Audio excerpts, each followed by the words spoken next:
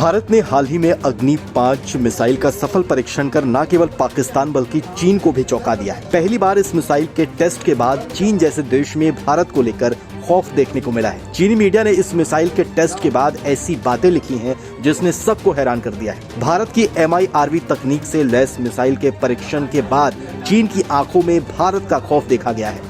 चीन की सरकारी मीडिया में लिखा गया है कि हमें ये बात माननी होगी कि भारत अपनी सैन्य क्षमता को मजबूत कर रहा है। चीनी विशेषज्ञों का कहना है कि भारत की मिसाइल टेक्नोलॉजी अब परिपक्व हो गई है। भारत एक साथ कई हथियारों को लॉन्च करने की क्षमता अब पा चुका है। ये कुछ ऐसा है जिसे नजरअंदाज नहीं किया जा सकता।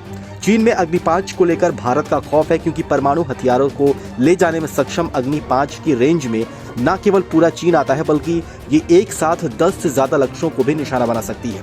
इस मिसाइल में MIRV तकनीक का इस्तेमाल हुआ है जो दुनिया के 2-4 चुनिंदा देशों के पास है। अमेरिका, रूस, चीन, फ्रांस और ब्रिटेन के बाद भारत अब 6वां देश बन गया है जिसके पास MIRV तकनीक है। भारत की अग्नि 5 मिसाइल का लोहा पाकिस्तान ने भी माना है। 5000 किलोमीटर की दूरी तक एक साथ कई लक्ष्यों को निशाना बनाने में सक्षम इस मिसाइल को लेकर पाकिस्तान के रक्षा विशेषज्ञों ने कहा है कि इस मिसाइल की क्षमता को हासिल करने के बाद इस इलाके में भारत की ताकत में बड़ा इजाफा हुआ है। भारत की पहुंच न केवल पूरे चीन और पाकिस्तान तक है बल्कि अफ्रीका और यूरोप तक भी भारत की मिसाइलें अब हमला करने में सक्षम है। चीन को इस मिसाइल की तकनीक का अंदाजा पहले से ही था। शायद यही वजह है कि भारत के द्वारा मिसाइल परीक्षण के ऐलान के बाद ही चीन ने अपने 2 जासूसी जहाजों को समंदर में तैनात किया था।